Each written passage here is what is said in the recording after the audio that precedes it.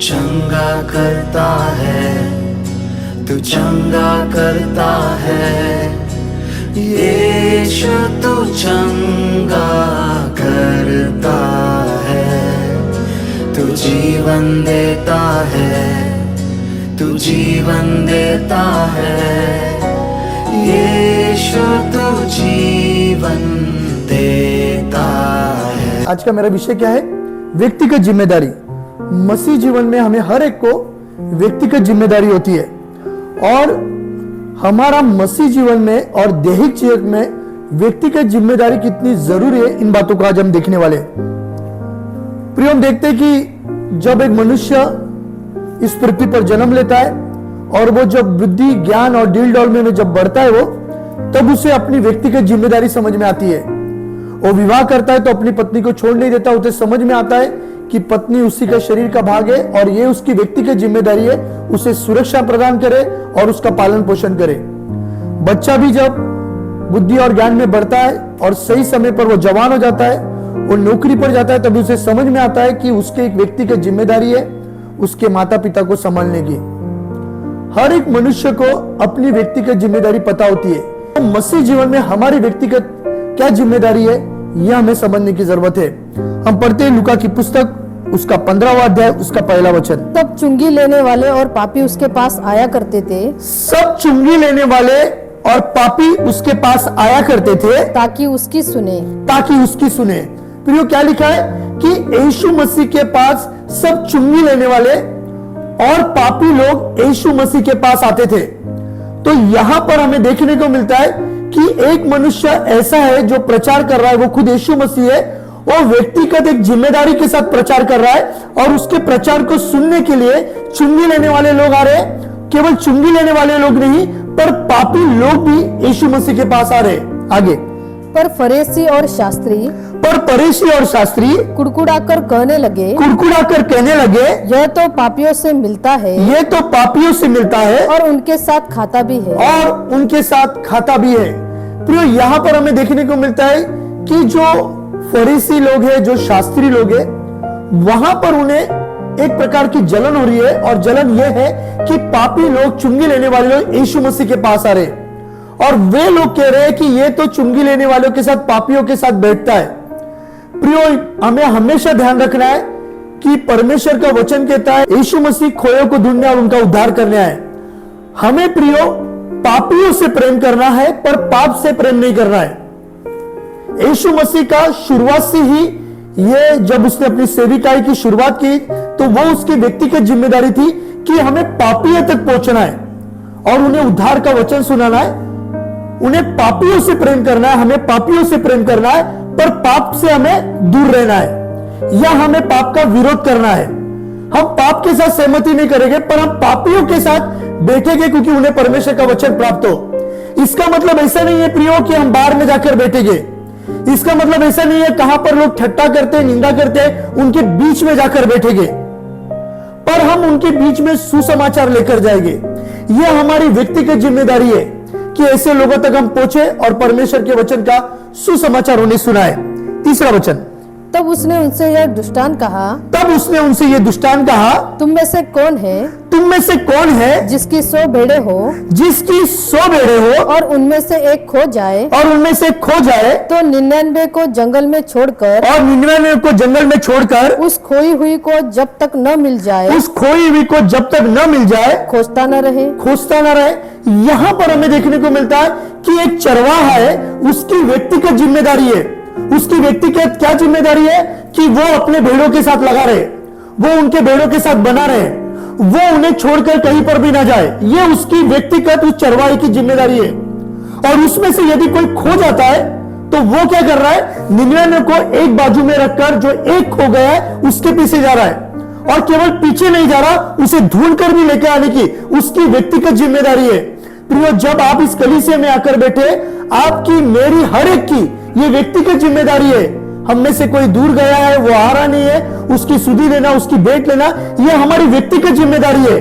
ये केवल पासवान की जिम्मेदारी नहीं है, पर चर्च में आया हुआ हर एक भाई बहन जो विश्वासु है, जिन्होंने यीशु मसीह का पानी का बपतिस्मा लिया है और उसने नए जन्म का अनुभव लिया है, उसकी ये व्यक्तिगत जिम्मेदारी है कि कलीसिया में कौन आ रहा है, कौन जा रहा है, उसकी सुधि लेना, उसकी भेंट लेना। और प्रिय, यही बात यहां पर चरवाहा कर रहा है। चरवाहा की ये व्यक्तिगत जिम्मेदारी है। यीशु मसीह ये दृष्टांत के द्वारा बता रहा है कि 100 भेड़े उसके पास, 100 भेड़े, पर उसमें से एक कहां पर चला गया है तो उसके ढूंढ कर लाना उसकी व्यक्तिगत जिम्मेदारी है। प्रियो, मसीह जीवन में हमारे भी हर एक की जिम्मेदारी है। 5वां वचन, और जब मिल जाती है, और जब मिल जाती है तब वह बड़े आनंद से उसे कंधे पर उठा ले आता है। और बड़े आनंद से उसे वो कंधे पर उठाकर लेकर आता है। प्रियो, मिल जाने के बाद क्या करता है? बड़ा आनंद मनाता है। प्रियो, मसीह जीवन में हमें जो लोग खो चुके हैं उन्हें ढूंढ कर लाने की जिम्मेदारी हमारी है। और उसे किस प्रकार से ढूंढ कर लाया है? उसे कंधे पर बिठा कर लाया है। एक पिता जब बच्चा कुछ मस्ती करने के कारण या कुछ झगड़ा करने के कारण या कुछ कर दिया उसने, तो वो पिताजी से दूर चला जाता है।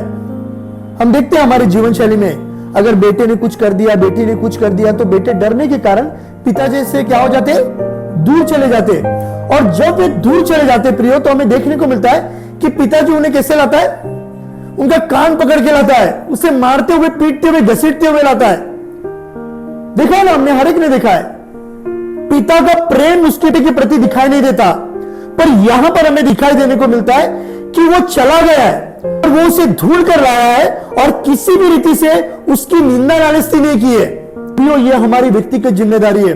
यदि हमारा कोई खो गया है तो हमें प्यार से, सम्मान के साथ, आदर के साथ प्रभु में लेकर आना है। और यहां पर बताया गया है कि उस चरवाहा ने उस भेड़ को अपने कंधे पर बिठा कर लाया है। यह होता है प्रिय एक व्यक्ति की जिम्मेदारी। यह हमारे आत्मिक जीवन में भी लागू होता है और शारीरिक जीवन में भी लागू होता है कि हम हमारे घर के लोगों के साथ किस प्रकार से व्यक्तिगत जिम्मेदारी को निभा रहे हैं। हम हमारे पत्नी के साथ, हमारे बच्चों के साथ, हमारे माता पिता के साथ हम किस प्रकार की बातचीत करते हैं। यदि वे हमसे नाराज हो गए या यदि हमारे घर में कुछ छोटी छोटी बातों में कुछ वाद विवाद हो गया, तो हम उस चीजों को किस रीति से जिम्मेदारी के साथ पूरा करते, यह भी प्रियो में समझने की जरूरत है। थोड़ा सा और आगे पढ़ते हम। और घर में आकर मित्रों और पड़ोसियों को इकट्ठा करके कहता है, मित्रों और पड़ोसी को इकट्ठा करके कहता है, मेरे साथ आनंद करो, मेरे साथ आनंद करो, क्योंकि मेरी खोई हुई भेड़ मिल गई है। मेरी खोई हुई भेड़ क्या होगी? मिल गई है। बोलता है आनंद करो। व्यक्तिगत जिम्मेदारी उसकी, क्या बोलता है? आनंद करो। और केवल क्या करता है? अपने घर के भीतर ही वो आनंद नहीं मार रहा है, पर वो क्या कर रहा है? अपने इतर भाई बंधु को भी बोल रहा है, अपने पड़ोसी को भी बोल रहा है कि आप लोग सब मिलकर क्या करो? आनंद मनाओ। प्रियो, हमें मसीह जीवन में सीखना है। अगर कोई हमारे बीच में से चला गया है, अगर वो हमारे बीच में आया है, तो उसकी निंदा नालस्ती नहीं करेंगे। वो किस कारण के लिए गया है, वो क्यों गया है, हमने कभी जाना नहीं है, हमने कभी परखा नहीं है, और ना ही हमने जाके उनकी भेंट ली है। हमें समझना है प्रियो, उन्हें जाना है, उनसे बातचीत करना है और उन्हें जीत कर लेकर आना है। अगर ऐसा जब हम मसीह जीवन में करेंगे प्रियो, तो खोए हुए लोगों को हम प्राप्त कर सकते हैं। हम बोलेंगे गए, अच्छा हुआ, सरदर्दी थे, परेशानी थी उनकी तरह, उनका कुछ योगदान भी नहीं था। प्रियो, उनका योगदान नहीं था, उनकी परेशानी थी, वो जो भी थे, कुछ भी थे, वो प्रभु ने हमें दिए हुए लोग थे। हमें उनकी व्यक्तिगत जिम्मेदारी लेना है। अगर आपने उन्हें एक बार समझाया, 2 बार समझाया, 3 बार समझाया, वो नहीं सुन रहे, तो प्रियो आपको उन्हें छोड़ देना है। पर ऐसा नहीं कि कलीसिया में से आना छोड़ देना है। उनके विरोध में आपको बात नहीं करना है, उनके विरोध में, उनके खिलाफ आपको बात नहीं करना। कोई कोई ऐसे लोग होते हैं जो समझाने के बाद भी समझते नहीं, थोड़े हटीले होते, तो उनसे हम वाद विवाद नहीं करेंगे। उन्हें जो स्थिति में, उस स्थिति में छोड़ देंगे और उनके लिए हम प्रार्थना करते रहेंगे। हालेलुया, कि जिसके द्वारा परमेश्वर के नाम की महिमा होती रहेगी। थोड़ा सा और आगे। मैं तुमसे कहता हूँ कि इसी रीति से एक मन फिराने वाले पापी के विषय में भी, एक मन फिराने वाले पापी के विषय में भी स्वर्ग में इतना ही आनंद होगा, जितना कि 99 ऐसे धर्मियों के विषय होता नहीं, जैसा ऐसे 99 धर्मियों के विषय होता नहीं, जिन्हें मन फिराने की आवश्यकता नहीं। जिन्हें मन फिराने की आवश्यकता नहीं। हालेलुया। ऐसे 99 धर्मी हो गए, उससे ज्यादा क्या आनंद होता है स्वर्ग में? एक पापी प्रभु के पास आने के द्वारा, एक पापी जब प्रभु के पास आता है उसके द्वारा परमेश्वर का आनंद 100 गुना ज्यादा है। और क्या कहता है कि स्वर्ग में आनंद मनाया जाता है। तो प्रिय, हमें समझना है कि सुसमाचार के द्वारा एक आत्मा को जीतना कितना महत्वपूर्ण है या मूल्यवान है। इसलिए प्रियो, हमारी व्यक्तिगत जिम्मेदारी मसीह जीवन में क्या है यह हमें समझने की जरूरत है। हम देखते हैं प्रियो, उसके 8वें वचन को पढ़ते हैं। यह और एक दृष्टांत बताया गया है यहां पर। या कौन ऐसी स्त्री होगी, क्या कौन ऐसी स्त्री होगी जिसके पास 10 सिक्के हो, जिसके पास 10 सिक्के हो और उनमें से एक खो जाए, और उनमें से एक खो जाए, तो वह दिया जलाकर और घर झाड़ बुहार कर जब तक मिल न जाए जी लगाकर खोजती न रहे। प्रिय, यहाँ पर बताया गया है कि उसका सिक्का ढूंढने के प्रति आवेश क्या है, जोश क्या है, जज्बा क्या है कि वो किस रीति से ढूंढ रही है। 10 की सिक्के में से एक की सिक्का खो गया है, हम बोलेंगे चलो 9 है ना, ठीक है, पर नहीं, वो उसका सिक्का है, वो उसका महत्वपूर्ण सिक्का है। उसे वो कौन सी भी हालत में चाहिए और उसे वो ढूंढने के लिए क्या कर रही है? पूरा घर वो ढूंढ रही है, पूरा घर को वो झाड़ रही है और पूरी ताकत के साथ, पूरी क्षमता के साथ उसकी खोजबीन में लगी है वो। प्रिय, हमें भी मसीह जीवन में इसी रीति से काम करने की जरूरत है। हमारे पास 10 लोग हैं, उसमें से एक चला गया, 9 लोग हैं, यह हमारे महत्वपूर्ण बात नहीं है।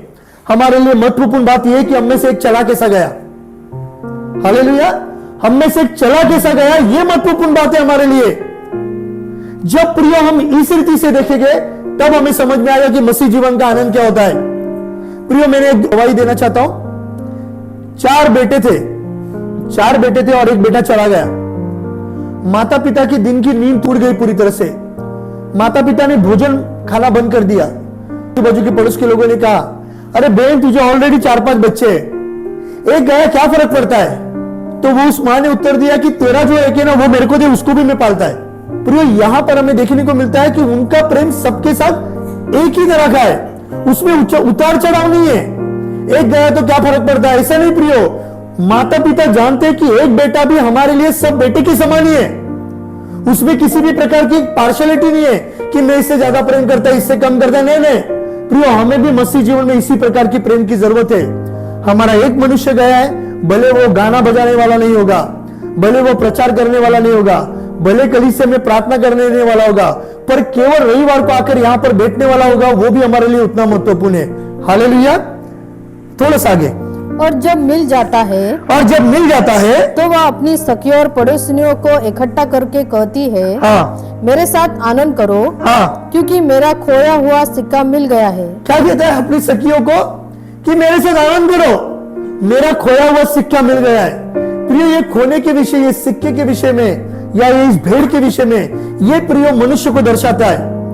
ये किसे दर्शाता है? मनुष्य को, कि वो मसीह जीवन में यदि कहां खो जाता है तो वो चरवाहा की व्यक्तिगत जिम्मेदारी है या घर की मालिक की व्यक्तिगत जिम्मेदारी है उसे ढूंढ के निकालने की, उस सिक्के को ढूंढ के निकालने की व्यक्तिगत जिम्मेदारी है। प्रिय, हमें भी ये मसीह जीवन में जिम्मेदारी को समझने की जरूरत है।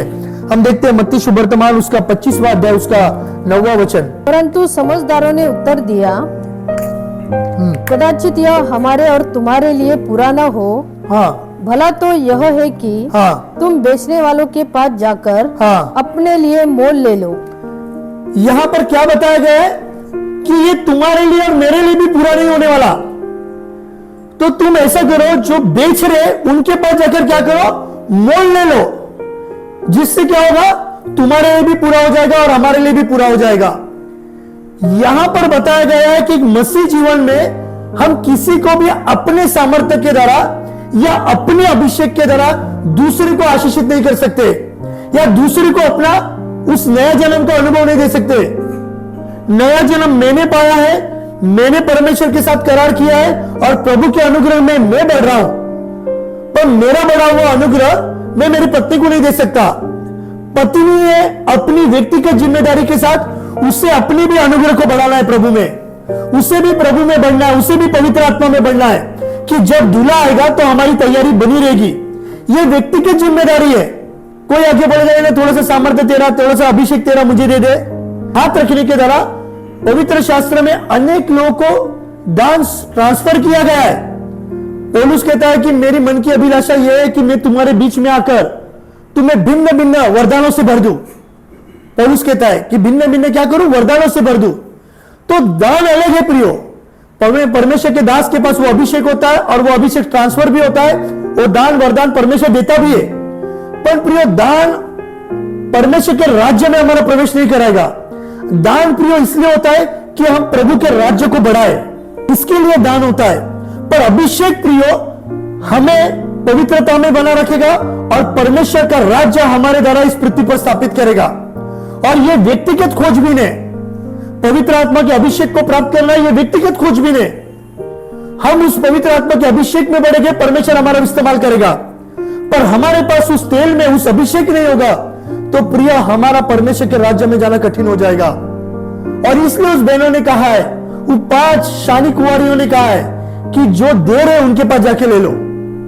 यह हमारे दोनों के लिए पूरा नहीं होगा।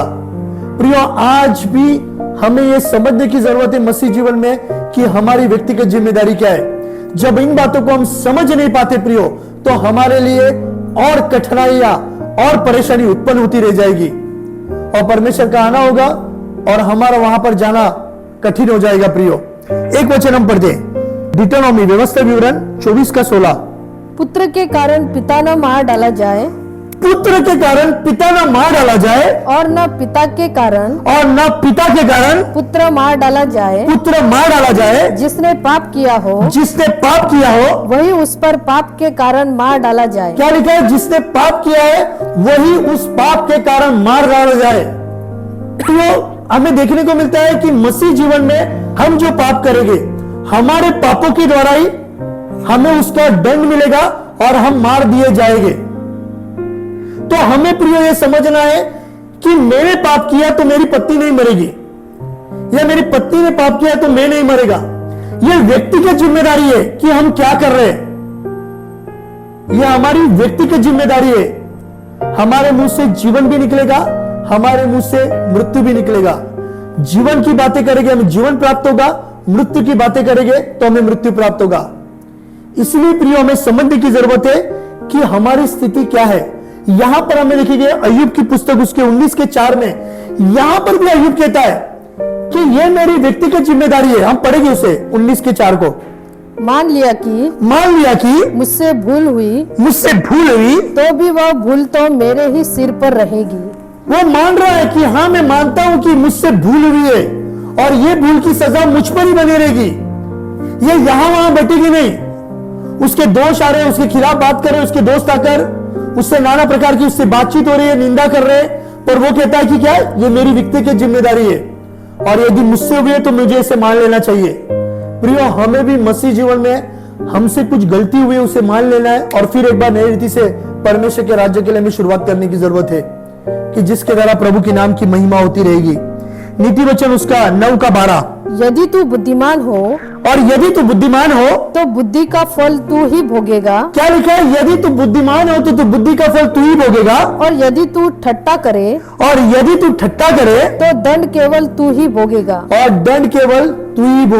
प्रियो देखिए यहाँ पर अगर परमेश्वर ने हमें बुद्धि दिया है तो निश्चय हम उसका लाभ और उसका आशीष को प्राप्त करने वाले।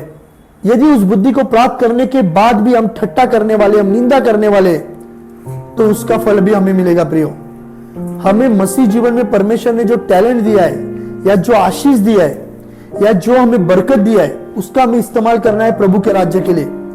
व्यक्तिगत रीति से उसका इस्तेमाल करना चाहिए। जब हम व्यक्तिगत रीति से उसका इस्तेमाल करते प्रियो, परमेश्वर हमारा पूरी तरह से इस्तेमाल करेगा। पर जब हम व्यक्तिगत रीति से उसका इस्तेमाल करना नहीं सीखते तो हमारे लिए वो आशीष का कारण नहीं ठहरेगा।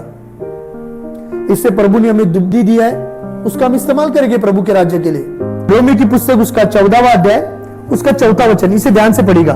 तू कौन है जो दूसरे के सेवक पर दोष लगाता है। क्या पौलुस कहता है कि तू कौन है जो दूसरे के सेवक पर दोष लगाता है। प्रियो हमें किसी भी प्रकार का अधिकार नहीं है कि दूसरे के सेवक के ऊपर दोष लगाना। करेक्शन करना अलग है और दोष लगाना अलग है। करेक्शन करने के लिए मनाही नहीं है, पर दोष लगाने के लिए यहां पर मनाही है। तू कौन है जो सेवक पर क्या लिखा है? तू कौन है जो दूसरे के सेवक पर दोष लगाता तू है, कौन है जो दूसरे के सेवक पर दोष लगाता है? उसका स्थिर रहना उसका स्थिर रहना, या गिर जाना उसका गिर जाना उसके स्वामी ही से संबंध रखता है, उसके स्वामी से ही संबंध रखता है, वरन वह स्थिर ही कर दिया जाएगा, वरन वह स्थिर ही कर दिया जाएगा, क्योंकि प्रभु उसे स्थिर रख सकता है। कि प्रभु उसे क्या कर सकता है? स्थिर रख सकता है। यहां पर महत्वपूर्ण बात के अमल में क्या, वो जो सेवक है या वो जो अधिकारी है वो गिर रहा है और वो फिर संभल रहा है, फिर वो गिर रहा है, फिर वो संभल रहा है, वो उसका स्वामी देख लेगा, या वो उसका गुरु या उसका यीशु मसीह या जिसने उसे नियुक्त किया है वो उसे देख लेगा। हम उसके बीच में इंटरफेयर नहीं करेंगे। और यहां पर यह भी बताया जा रहा है कि परमेश्वर उसे क्या, उसका गुरु उसे स्थिर भी रख सकता है। हालेलुया। हमारे जीवन में प्रियो, आपको लगता होगा कि मुझे व्यक्तिगत जिम्मेदारी समझ में नहीं आ रही या मैं व्यक्तिगत जिम्मेदारी संभाल नहीं पा रहा हूं। प्रियो, हम अनेक क्षेत्रों में व्यक्तिगत जिम्मेदारी संभाल नहीं पाते। कभी कभी हमारे फाइनेंस में हम नहीं संभाल पाते, कभी कभी हमारे बिजनेस में हम व्यक्तिगत जिम्मेदारी नहीं संभाल पाते, कभी कभी हम कलीसिया में भी व्यक्तिगत जिम्मेदारी नहीं संभाल पाते। पर यहां पर हमारे लिए एक आशा है कि हमारा स्वामी वो हमारे लिए अनुग्रह दे देगा। हालेलुया। वो हमें बुद्धिमत्ता दे देगा, वो हमें मार्गदर्शन करेगा, वो हमें चलाएगा, वो हमें सिखाएगा। पर केवल हमें परमेश्वर के हाथ में गिरना है, केवल यीशु के हाथ में गिरना है कि प्रभु मैं इस जवाबदारी को संभाल नहीं पा रहा, या मेरी जो व्यक्तिगत जिम्मेदारी है उसे मैं संभाल नहीं पा रहा, तू मेरी सहायता कर। प्रियो, मैं आपको बताना चाहता हूं कि मसीह जीवन में ना, केवल मसीह जीवन में नहीं, हमारे परिवार में भी बहुत व्यक्तिगत जिम्मेदारी होती है। हमने कभी समझा नहीं, अपने माता पिता को संभाले रखना यह बहुत बड़ा व्यक्तिगत जिम्मेदारी है। अपने बच्चों को प्रभु के भय में बढ़ाना, उनका एजुकेशन करना, यह भी एक व्यक्तिगत जिम्मेदारी है। अपने पत्नी के साथ एक निष्ठा के साथ बने रहना, प्रेम करना, उसकी सुरक्षा करना, यह भी एक व्यक्तिगत जिम्मेदारी है। या हमारे रिश्तेदारों के साथ, हमारे चाचा होते, मामा होते या जो भी होते, उनके साथ भी व्यक्तिगत जिम्मेदारी, उनके साथ रिलेशन बनाए रखना, यह भी एक व्यक्तिगत जिम्मेदारी है। हमारे रिश्तेदार मसीह में नहीं है तो वो हमारे शत्रु नहीं है, पर हम इस पृथ्वी के नमक है, हम इस पृथ्वी के ज्योति है। हमारे द्वारा उन्हें क्रिस्त या हमारे द्वारा यीशु मसीह उन्हें प्राप्त होगा। हर एक बार वचन से प्रचार करने की जरूरत नहीं है। आपके स्वभाव के द्वारा, आपके बर्ताव के द्वारा, आपके बातचीत के द्वारा उन्हें मसीहत प्राप्त हो जाएगा। तो ये प्रियो क्या होता है, व्यक्तिगत जिम्मेदारी हमें सीखना पड़ता है कि किस रीति से हमारे व्यक्तिगत जिम्मेदारी को हमें पूरा करना है या उसमें बनना है हमें, कि प्रभु मैं उसकी चीज के लिए तैयार नहीं हूं, तो तू मुझे सिखा, तू मुझे बता कि मेरी व्यक्तिगत जिम्मेदारी क्या है। गलातीस के पुस्तक उसका 6वां अध्याय उसका 1 वचन। हे भाइयों, यदि कोई मनुष्य किसी अपराध में पकड़ा भी जाए, मनुष्य यदि किसी भी प्रकार के अपराध में पकड़ा भी जाए, तो तुम जो आत्मिक हो, तुम जो आत्मिक हो, वो जो आत्मिक नहीं है, हम जो आत्मिक है, हम लोग जो आत्मिक लोग, जो प्रभु को जाने हुए लोग हैं, जो प्रभु के भय में चल रहे हैं, जिन्होंने नया जन्म को प्राप्त किया है, जिन्होंने पानी का बपतिस्मा लिया है, जिन्होंने पवित्र आत्मा के अभिषेक को प्राप्त किया है, उन लोगों के बारे में कहा जा रहा है कि कोई भाई यदि पाप में पड़ गया है या उससे कुछ पाप अपराध हो गया है, तुम जो आत्मिक लोग हो, क्या लिखा है, तुम जो आत्मिक लोग हो, नम्रता के साथ ऐसे को संभालो, नम्रता के साथ ऐसे को क्या करो, संभालो। प्रियो, ये कितनी बड़ी जिम्मेदारी है। क्या लिखा है, नम्रता के साथ उसको संभालो। हमें पापियों से प्रेम करना है, पर पाप से प्रेम नहीं करना है। उससे गलती हो गई, उसे संभालो, उसे एक नया जन्म का अनुभव दो, उसे यीशु का सुसमाचार सुनाओ और उसकी रखवाली करो और उसे छोड़ दो। रखवाली मध्ये कैसी रखवाली, परमेश्वर के वचन के द्वारा रखवाली, कि वो बचाया जाए वो आत्मा आगे। अपनी भी चौकसी रखो, और अपनी भी चौकसी रखो कि तुम भी परीक्षा में न पड़ो, और तुम भी परीक्षा में ना पड़ो। प्रियो, जब एक आत्मिक मनुष्य होता है, वो पहले दूसरे को संभालने से पहले क्या करना चाहिए, अपने आप को संभालना चाहिए। अपने आप की सुरक्षा पहले है। हमने एयरपोर्ट में बहुत बार हमने इस उदाहरण को सुना है। पहला क्या करो, अपनी सीट की पेटी बांध लो, अपनी सीट के बेल्ट को पहला बांधना है, पहला ऑक्सीजन हमें लेना है, बाद में दूसरे को बचाने को जाने का है। तो ऐसे मसीह जीवन है प्रियो, हमें पहले अपनी आत्मिकता, अपने आप को प्रभु में बढ़ाना है, हमें प्रभु के अनुग्रह में बढ़ना है, तब हम दूसरे लोगों का भी बचाव कर सकते हैं। हम ही ठीक नहीं है तो हम दूसरे लोगों का कैसे बचाव करेंगे? हमारा संयम जाएगा, हमारा बैलेंस जाएगा और हम उससे ठीक रीति से बर्ताव नहीं कर पाएंगे। आगे कि यदि कोई कुछ न होने पर भी, और यदि कहीं कुछ ना होने पर भी अपने आप को कुछ समझता है, और अपने आप को कुछ समझता है, तो अपने आप को धोखा देता है। तो अपने आप को धोखा देता है। वो कुछ भी नहीं है, उसे अपनी खुद की जिम्मेदारी क्या है पता नहीं है, पर वो क्या करता है? वो अपने आप को खुद समझता है। इसलिए प्रिय, हमारी व्यक्तिगत जिम्मेदारी क्या है ना प्रभु में हमें जानने की जरूरत है। ऐसा ही मत समझे कि अरे मैं कुछ तो भी चर्च में हूं, हम कुछ नहीं है। पहले हम अपने आप को जांच लें कि हम कौन है, हमारी स्थिति क्या है प्रभु में। और यहीं पर पौलुस बता रहा है कि हम कुछ नहीं होने के बावजूद भी प्रभु में हम क्या करते हैं? हम कुछ तो भी है। मैं ऐसे अनेक आत्मिक लोगों को जानता हूं जो आत्मिक है बताते हैं, पर वो सच में आत्मिक नहीं है। उनके बर्ताव के द्वारा, उनके स्वभाव के द्वारा, उनके बातचीत के द्वारा वो जरा भी आत्मिक नहीं दिखाई देते, पर उन्हें लगता है कि हम कुछ तो भी है। वे धोखे के क्षेत्र में प्रियो, वो अपने देह के अपने आंखों से देख रहे, पर वो आत्मिक आंखों से अपने आप को देख नहीं पा रहे। थोड़ा सा आगे, पर हर एक अपने ही काम को जांच ले, हर एक अपने ही काम को जांच ले, और तब दूसरे के विषय में नहीं, तब दूसरे के विषय में नहीं, परंतु अपने ही विषय में, परंतु अपने विषय में उसको घमंड करने का अवसर होगा। उसको घमंड करने का क्या होगा? अवसर होगा अपने विषय में। प्रियो, प्रभु में घमंड करना पाप नहीं है, यह आनंद की बात है कि मैं वचन की सेविकाएं कर रहा हूं, मैं लोगों के घर में विजिटिंग कर रहा हूं, मैं अनेक लोगों को सुसमाचार सुना रहा हूं, मैं अनेक लोगों के लिए जो भी काम होता है मैं दौड़ते भागते जाता हूं। यह हमारे लिए अत्यंत घमंड की बात है। ये प्रभु के राज्य के लिए क्या आनंद की बात है। ये करने के लिए प्रभु ने हमें बुलाया है। लोगों की सुधि लेना, प्रार्थना सभा चलाना, अनेक जगह हाउस ग्रुप चालू करना, लोगों तक सुसमाचार फैलाना, अनेक आत्मा को बचाने की कोशिश करना, यह हमारी व्यक्तिगत जिम्मेदारी है।